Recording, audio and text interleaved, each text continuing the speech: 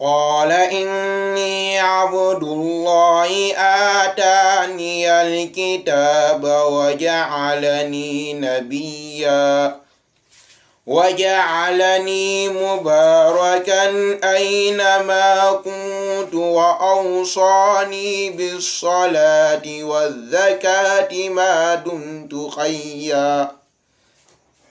وبرا بوالدتي ولم يجعلني جبارا شقيا